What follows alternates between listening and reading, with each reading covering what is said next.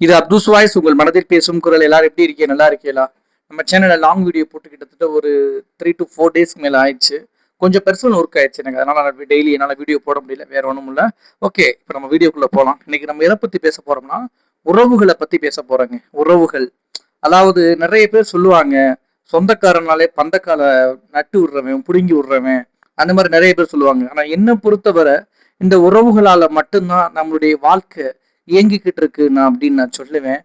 ஏன் அப்படின்னு நான் சொல்லணும்னா, நம்ம என்னதான் நம்ம சொந்தக்காரங்களை நம்ம கெட்டவங்க, அவன் நல்லவன் இவன் நல்லவன் இல்ல, நம்ம கண்ணு வைக்கிறான், நம்மள அப்படி பண்றான் இப்படி பண்றான் நினைச்சு நம்ம பேசினாலுமே அந்த சொந்தக்காரங்க தான் நம்மளுக்கு கடைசி வரைக்கும் நம்மளுக்கு கூட வரப்போறாங்க. அதுல எந்த மாற்றமும் இல்ல. நிறைய பேர் உறவுகளை தப்பான புரிதல்லே புரிஞ்சு வச்சுக்கிறாங்க. இப்ப எனக்கு ஒரு சொந்தம் இருக்கு, உங்களுக்கு ஒரு சொந்தங்கள் இருக்குன்னா அந்த சொந்தத்தை நம்ம ஒரு தப்பான புரிதல்லே வச்சுக்கிறோம். நிறைய விஷயங்கள் நம்ம சொந்தங்கள்ட்ட நம்ம சொல்ல மாட்டோம். அந்த மாதிரி தப்பான புரிதல்களை நம்ம சொந்தங்களை வச்சுக்கிட்டு இருக்கோம். ஆனா சொந்தங்கள் அப்படி இல்லை. சொந்தங்கள் எப்பயுமே நம்ம கூட மட்டுமே நமக்காக நிற்கக்கூடிய உறவுகள் 1000 பேர் இருக்காங்க. இருக்கலாம், மேபி சொந்தங்கள்ல நல்லவங்க இல்லாம இருக்கலாம், 1 2 பேர் கெட்ட எண்ணங்களோட இருக்கலாம். அது எல்லா உறவுகளுக்கும் அப்ளிகபிள் ஆகாதுல. ஒரு சில பேர் பண்ணக்கூடிய தப்பால நம்ம மொத்த சொந்த பந்தத்தையுமே நம்ம தப்பு சொல்லக்கூடாது. அந்த மாதிரிதான் இருக்கு. இப்ப நான் ஒரு விஷயம் கேட்கிறேன், நான் ஒரு விஷயம் ஷேர் பண்ணலான்னு வந்தேன். என்ன விஷயம்னா, இப்ப உறவுகளை தப்பு சொல்ற நம்ம, இப்ப நான் இருக்கேன், என்னை சுத்தி ஒரு 4 5 உறவுகள் இருக்கு. அந்த உறவுகள் எல்லாம் நான் தப்பு சொல்றேன். நான் என்னடா இவன் இப்படி பண்ணிக்கிட்டு இருக்கானடா அப்படின்னு நான் சொல்றேன். ஆனா நானும் ஒரு உறவுக்கு சொந்தக்காரன் தானே. நம்மளும் ஒரு விதத்துல ஒரு ஆளுக்கு மாமனோ மச்சானோ சித்தப்பனோ தம்பியோ அண்ணனோ அப்படி இந்த மாதிரி உறவுகள் நம்மளும் இருக்கோம். அப்ப நம்ம மத்த உறவுகளை பத்தி குறை சொல்லிக்கிட்டே இருக்கோம். அப்ப நம்மளே அந்த உறவுகள் குறைதானே சொல்ல போகுது. அப்ப இது எனக்கு ஒரு விஷயம் மட்டும் எனக்கு புரியவே இல்லை. அப்ப நம்ம உறவுகளை குறை சொல்றோம், நம்மளையும் 4 பேர் குறை சொல்றாங்க. இது எந்த விதத்துல சரியாகும்? அவ்வளவுதாங்க. என்ன கேட்டீங்கன்னா, உறவுகள் கட்டாயம் பேணி பாதுகாக்க வேணும். நமக்கு உறவுகள் ரொம்ப ரொம்ப முக்கியமான ஒண்ணா இருக்கும் இந்த உலகத்துல. ஏன் நான் அப்படி சொல்றேன், இந்த உறவுகள் ஏன் ரொம்ப முக்கியம் அப்படின்னு சொன்னோம்னா, நம்மளுக்கு ஏதாச்சும் ஒரு கவலைகள் ஏற்பட்டாலோ இல்ல நம்மளுக்கு ஏதாச்சும் ஒரு தேவைகள் இருந்தாலோ முதலாவதாக துடிதுடிச்சு ஓடி வரக்கூடியது அந்த உறவு தான். நீங்க சிந்திச்சு பாருங்களேன். இப்ப ஒரு உறவா இருக்கோம், இவர் என்னுடைய மாமா, இவர் என்னுடைய மச்சான், அந்த மாதிரி நம்ம உறவின் முறையில் நம்ம வாழ்ந்து கொண்டிருக்கிறோம். ஆனா அந்த உறவு ஒரு காலத்துல நம்முடைய விளையாடிய உறவா இருக்கும். அண்ணன் தம்பியா இருக்கிறோம், இன்னைக்கு அண்ணன் தம்பியா இருக்கிறவங்க நாளைக்கு பங்காளி அங்காளி ஆகிறோம். அப்ப அவங்களுக்கும் ஒரு குடும்பம், இவங்களுக்கும் ஒரு குடும்பம் அப்படின்னு பிரிஞ்சு பிரிஞ்சு போகிறோம். ஆனா ஒரு காலத்துல நம்மலாம் சின்ன வயசுல விளையாடி திரிஞ்ச நாட்கள்லாம் யோசிச்சு பாருங்களேன். இன்னைக்கு அண்ணன் தம்பியா இருக்கிறவங்க புள்ள குட்டி எல்லாம் பெற்று பெரிய பெரிய குடும்பங்கள்ல இருப்பாங்க. அப்ப அந்த குடும்பங்கள்ல இருக்கும்போது இவன் என் அண்ணன் இவன் என் தம்பி அப்படின்னு சொல்லுவாங்க. ஆனா அவங்க எல்லாம் பிரிஞ்சு ஏதோ ஒரு மனக்கசப்புனால பிரிஞ்சு இருக்கலாம்.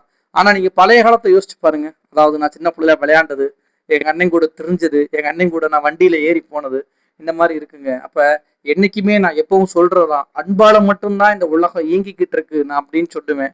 நம்முடைய உறவுகளை நம்ம எந்த அளவுக்கு நம்ம பேணி பாதுகாக்கிறோமோ அந்த அளவுக்கு அந்த உறவு நம்ம கூட அன்போடையும் ஆதரவோட இருக்கும்.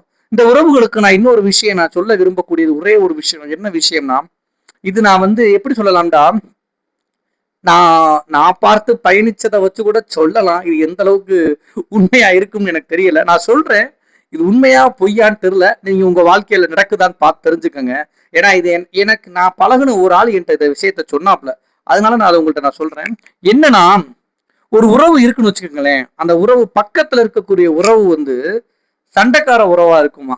சண்டைக்கார உறவுனா, ஒரு உறவு நம்ம பக்கத்திலே இருக்கலாம், ஒரு உறவு நம்மள்ட்ட ரொம்ப தூரமா வெளிநாடுகள்லயோ வெளி ஊர்கள்லயோ வாழலாம். அந்த உறவு பாத்தீங்கன்னா என்னைக்குமே ஒரு அன்பான உறவா கருதப்படுது. வெளிநாட்டுல இருந்து வராங்க, வெளியூர்ல இருந்து வராங்கன்னா, வாங்க மாப்பிள்ள, வாங்க மச்சான், வாங்க மாமு, எப்படி இருக்கீங்க, நல்லா இருக்கியே, ஓகே நல்லா இருக்கும், அல்ஹம்துலில்லாஹ், சந்தோஷமா, ரொம்ப சந்தோஷம் அப்படின்னு சொல்லிட்டு ஹாப்பியா ஒரு ஹாப்பி ஃபேஸோட எப்பயுமே சந்தோஷமா இருக்காங்க வெளிநாட்டு உறவுகளோட. ஆனா நம்ம அக்கம் பக்கத்துல நம்ம கூட வாழக்கூடிய உறவுகளை யோசிச்சு பாருங்களேன். அக்கம் பக்கத்துல நம்ம கூட வாழக்கூடிய உறவுகளை யோசிச்சு பார்த்தீங்கன்னா அந்த உறவுகளோட நம்ம சண்டைக்காரனா ஆயிடுறோம். இது எதனால நடக்குது அப்படின்னு எனக்கு தெரியல.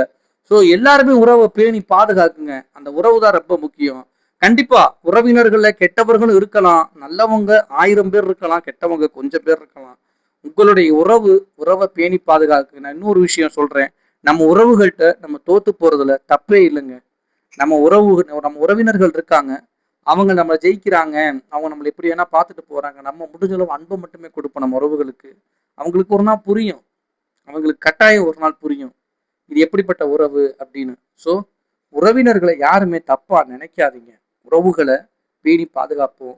அந்த ஒரு மெய்யழகன் படத்துல அழகா ஒரு சீன் வரும். உங்க தங்கச்சி மாதிரி நீ எத்தனை பேரோ அப்படின்னு சொல்லுவார் அந்த கண்டக்டர், அழகா சொல்லிட்டு போவாரு. அப்ப மத்த உறவோ சொந்தக்காரன் கெட்டவனை விட்டுருங்க, நல்லவனை கூட வச்சுக்கோங்க, அதை வச்சு வாழ்க்கையை இயங்கி கொண்டே இருங்க அப்படின்னு உறவினர்களை பார்த்து அழகா பேசியிருப்பாரு மெய்யழகன் படத்துல. நல்லா இருக்கும் அந்த சீன், நல்லா இருக்கும். ஸோ உறவு எல்லாருமே பேணி பாதுகாப்போம். உறவு நம்மளுக்கு ரொம்ப முக்கியம். அதனால கண்டிப்பா உறவை பேணி பாதுகாப்போம். நம்மளுடைய உறவுகள் சண்டை போட்டாலும் சரி, சச்சரவு செஞ்சாலும் சரி, நம்ம முடிஞ்ச அளவு நம்ம உறவுக்கு நம்ம அன்பை மட்டுமே கொடுப்போம். கடைசி வரைக்கும் அன்பால இந்த உலகத்தை நம்ம பாதுகாப்போம். இது அப்துஸ் வாய்ஸ், உங்கள் மனதில் பேசும் குரல். Thank you all, thank you so much.